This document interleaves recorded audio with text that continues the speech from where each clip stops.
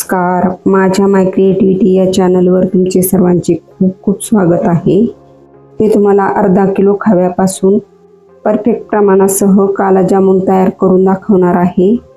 अगदी हलवाई स्टाईल अशी अर्धा किलोचे काळे गुलाबजामुन करून दाखवणार आहे। गुलाबजाम फाटू नये आणि अगदी सॉफ्ट असे व्हावे त्यासाठी मी तुम्हाला काही खास ट्रिक सांगणार आहे। त्यासाठी व्हिडिओ शेवटपर्यंत नक्की बघा आणि माझ्या रेसिपी तुम्हाला आवडत असतील तर माझ्या चॅनलला लाईक, शेअर आणि सबस्क्राइब करायला विसरू नका। चला तर मग रेसिपीला सुरुवात करूया। गुलाबजामुन करण्यासाठी मी इथे अर्धा किलो गुलाबजामुनचा खवा घेतलेला आहे। 200 ग्रॅम मलाई पनीर घेतलेलं आहे। गुलाबजाम बनवण्यासाठी मला 100 ग्रॅमच पनीर लागणार आहे, तर मी यातला अर्ध पनीर काढून घेते। 100 ग्रॅम पनीर मी इथे घेतलेलं आहे। मी इथे एक पुरण गाळायची गाळणी घेतलेली आहे आणि आता याच्यावर आपल्याला हा खवा थोडा थोडा करून असा गाळून घ्यायचा आहे। असं केल्याने गुलाबजाम अगदी सॉफ्ट होतात, अजिबात फुटत नाही, त्याला चिरे जात नाही, फाटत नाहीत। आता या पद्धतीने मी सर्व खवा गाळून घेणार आहे। या पद्धतीने तुम्ही नक्की करून बघा, गुलाबजाम तुमचे कधीच फसणार नाही। अगदी पूर्णाप्रमाणे मऊसूत असा खवा निघालेला आहे। आता याच पद्धतीने मी बाकीचा सर्व खवा गाळून घेणार आहे। सगळा खवा गाळणीने गाळून घेतलेला आहे आणि बघू शकता हे साईडचे कण वगैरे खव्यामध्ये निघालेले आहेत। या ट्रिकने तुम्ही गुलाबजाम करून बघा, तुमचे गुलाबजाम कधीच फसणार नाहीत, अगदी सॉफ्ट होतात। आणि बघू शकता खवा अगदी सॉफ्ट झालेला आहे, अगदी पूर्णाप्रमाणे अगदी सॉफ्ट झालेला आहे। आणि आता यामध्येच मी हे पनीर असं गाळून घेणार आहे, चाळणीने चाळून घेणार आहे, किंवा तुम्ही हे किसणीने अगदी बारीक किसणीने किसून घेऊ शकता। हे मलाई पनीर असल्यामुळे अगदी चाळणीने चाळून घेता येतं आणि गुलाबजाम अगदी सॉफ्ट आणि रसरशीत होतात। तुम्ही ही खास ट्रिक नक्कीच वापरून बघा। अर्धा किलो खव्यासाठी मी इथे 100 ग्रॅम पनीर घेतलेलं आहे आणि बघू शकता अगदी सहज असं चाळून झालेलं आहे, अगदी मऊ झालेला आहे। आता मी इथे एक परात घेतलेली आहे, त्यामध्ये खवा आणि पनीर काढून घेऊया आणि हाताने 5-6 मिनिटे असं चांगलं मळून घेऊया, अगदी मऊ करून घेऊया। थोडीशी मेहनत घेतली तर तुमचे गुलाबजाम अजिबात फाटणार नाही, अगदी सॉफ्ट आणि रसरशीत होतात आणि खायला तर खूपच छान लागतात। खवा आणि पनीर मी 5 मिनिटे चांगले मळून घेतलेले आहे। आता यामध्ये पाऊण चमचा खायचा सोडा घालूया। मी इथे एक मोठी वाटी मैदा घेतलेला आहे। आता यामध्ये थोडा थोडा मैदा घालायचा आहे। मैद्याचं प्रमाण ठरलेलं नसतं, थोडा थोडा मैदा घालून हे पीठ मी तयार करून घेते।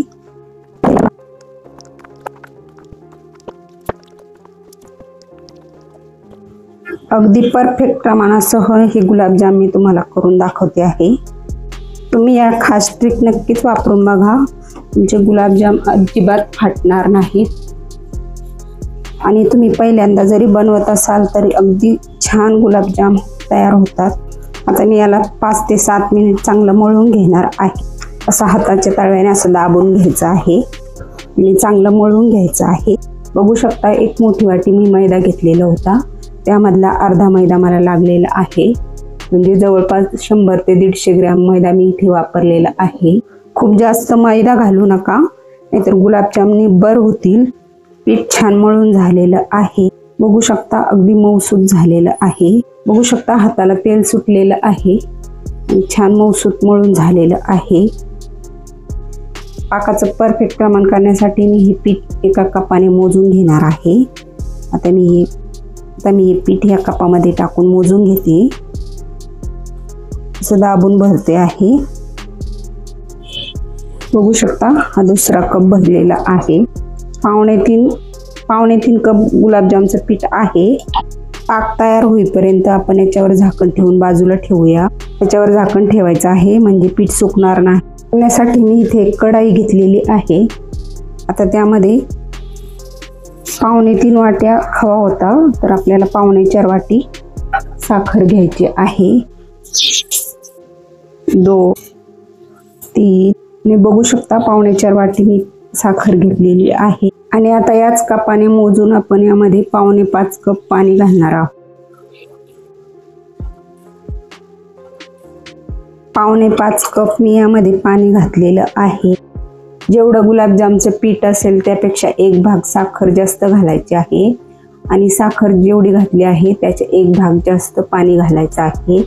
हे अगदी पाकासाठी परफेक्ट प्रमाण आहे। पाक मी गॅसवर उकळवायला ठेवलेला आहे। आता हे व्यवस्थित मिक्स करून घेऊया आणि आपल्याला याचा पाक चिकट असा बनवून घ्यायचा आहे। 1 तारी किंवा 2 तारी पाक बनवायचा नाहीये, आपल्याला हाताला पाक चिकट लागेल इतपत शिजवून घ्यायचा आहे। आता आपण याला एक उकळी येऊ देऊया। पाकाला छान उकळी आलेली आहे। पाकाचा अधूनमधून हलवत राहायचा आहे। पाक बघू शकता असा मळकट दिसत आहे। आता याची मळी काढण्यासाठी यामध्ये 1 चमचा दूध घालूया आणि हलवून घेऊया। बघू शकता 2-3 मिनिट पाक कळल्यानंतर मळी अशी बाजूला आलेली आहे। आता आपण ती अशी अलगद चमच्याने काढून घेऊया। बघू शकता अशा पद्धतीने ही मळी निघालेली आहे। अशा पद्धतीने चमच्याने आपण ही मळी अगदी अलगद काढून घेऊया। पाकावरची मळी काढण्यासाठी ही खास ट्रिक आहे। अशा पद्धतीने अगदी अलगद असं चमच्याने मळीचं पाणी काढून घ्यायचं आहे। पाकावरची सगळी मळी काढून घेतलेली आहे आणि बघू शकता पाक अगदी आता छान नितळ झालेला आहे। आता यामध्ये मी 20-25 केशरच्या काड्या घालते आहे, त्यामुळे पाकाला छान कलर येतो।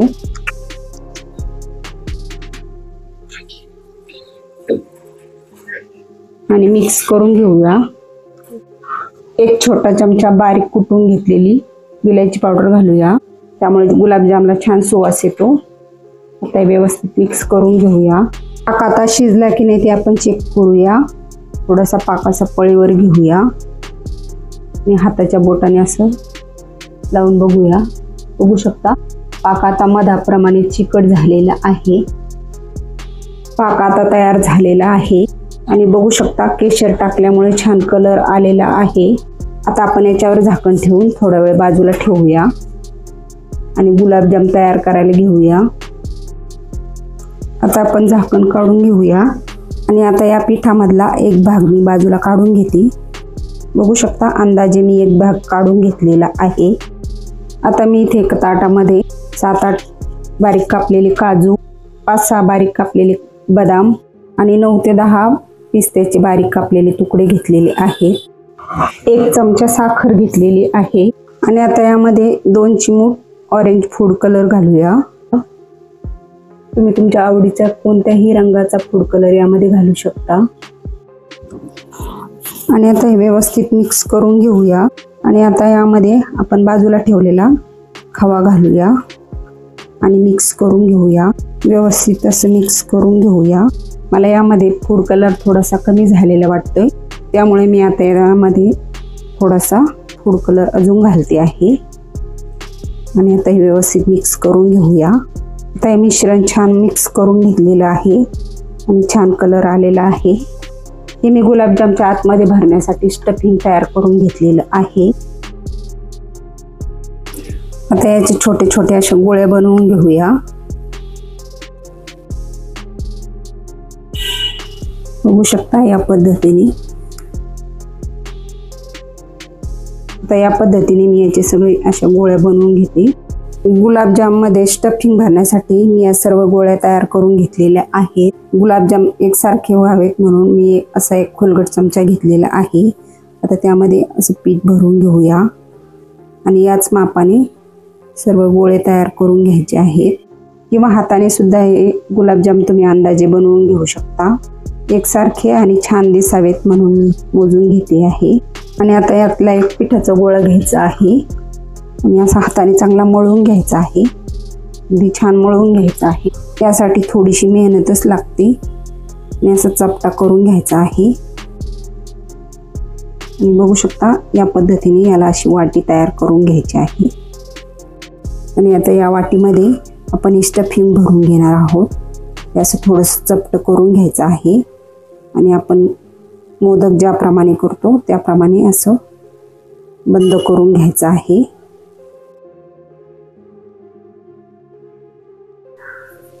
आणि आता असं हाताने थोडंसं दाबून घ्यायचं आहे। बघू शकता या पद्धतीने। आणि आता असं हाताने गोल गोल करून घ्यायचं आहे।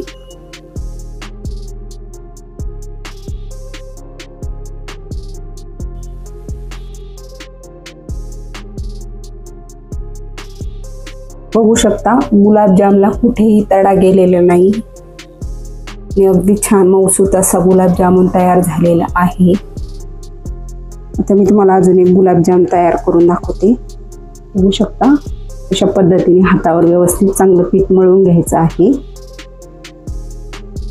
आणि असं हाताने थोडंसं चपट करून घ्यायचं आहे। त्याला थोडीशी अशी वाटी तयार करून घ्यायची आहे।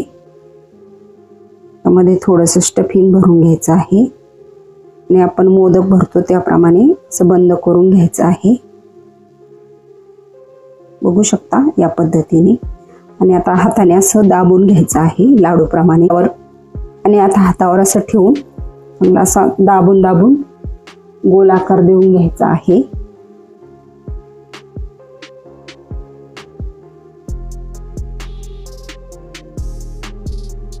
बघू शकता दुसरा गुलाबजामुन सुद्धा तयार झालेला आहे आणि अगदी मऊ आणि सॉफ्ट गुलाबजाम तयार झालेला आहे।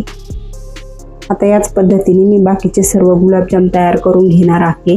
सगळे गुलाबजाम तयार करून घेतलेले आहेत। बघू शकता चमच्याने मोजून पीठ घेतल्यामुळे एकसारखे गुलाबजाम तयार झालेले आहेत आणि अर्धा किलोच्या पिठामध्ये जवळजवळ 45 गुलाबजाम तयार झालेले आहेत।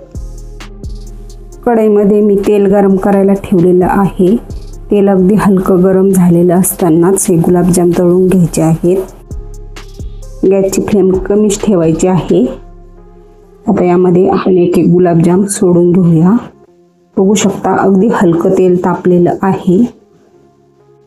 यामध्ये मी गुलाबजाम टाकून घेते।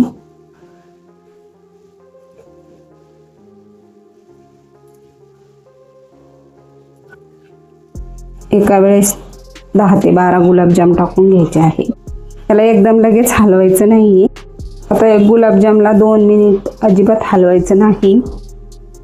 प्लस तुम्ही पकडीने असं थोडंसं हलवून घेऊ शकता किंवा एखाद्या चमच्याने हलवून घेऊ शकता। तर थोडेसे गुलाबजाम वर आल्यानंतर चमच्याने असे अलगद हलवून घ्यायचे आहेत।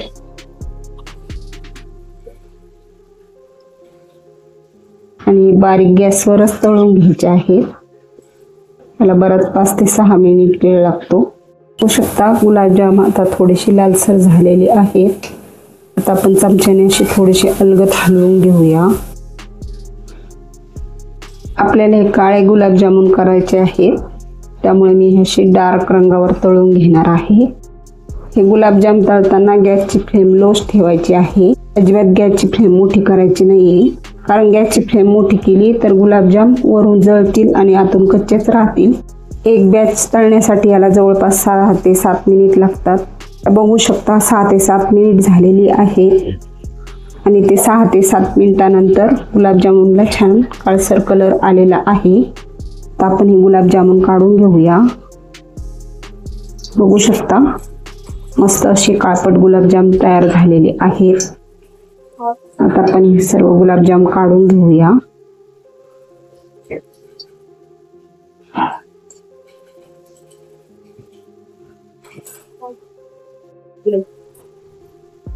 आता आपण हे कोमट पाकामध्ये टाकून घेऊया। अगोदर मी टाकलेले आहे आणि बघू शकता अतिशय सुंदर कलर आलेला आहे। अगदी बाहेर विकत मिळतात तसे काळे गुलाबजामुन तयार झालेले आहे। आता बाकीचे सर्व गुलाबजाम तळून मी यामध्ये घालणार आहे। आता याच पद्धतीने मी हे गुलाबजाम तळून घेणार आहे। गुलाबजाम छान डार्क रंगावर तळून झालेले आहेत आणि आता हे गरम असताना लगेचच पाकामध्ये टाकून घ्यायचे आहेत। आता ही गुलाबजामुन सुद्धा यामध्ये टाकूया। पाक थोडासा कोमट असायला हवा, खूप जास्त गरम नको किंवा खूप जास्त गारही नको।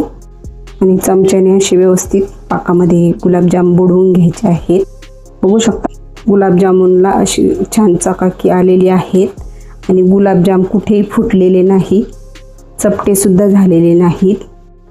पाकामध्ये अशा पद्धतीने गुलाबजाम बुडवून घेतलेले आहेत।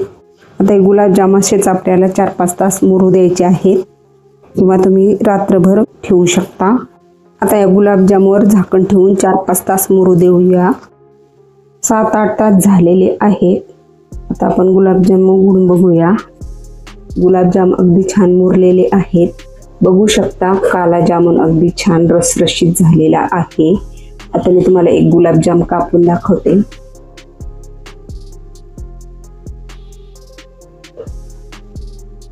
बघू शकता अगदी सुंदर असा गुलाबजाम तयार झालेला आहे। आता मी तुम्हाला हा कट करून दाखवणार आहे।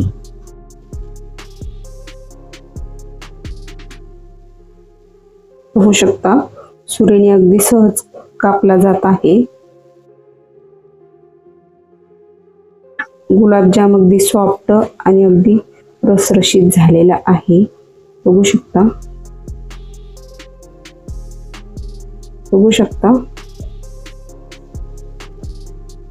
एकदम स्पॉन्जी असा गुलाबजामुन तयार झालेला आहे। अगदी सॉफ्ट असे काला जामुन तयार झालेले आहेत। आपण याच्यावर थोडेसे पिस्त्याचे काप घालूया। तुम्हाला आवडत असतील तर घालू शकता। सजावटीसाठी मी याच्यावर थोडेसे पिस्त्याचे काप घालून घेते आहे। आणि बघू शकता सुंदर असे काला जामुन तयार झालेले आहेत। मला माझी ही रेसिपी कशी वाटली ते मला कमेंटद्वारे जरूर कळवा। आणि माझ्या रेसिपी तुम्हाला आवडत असतील तर माझ्या चॅनलला लाईक, शेअर आणि सबस्क्राईब करायला विसरू नका। धन्यवाद।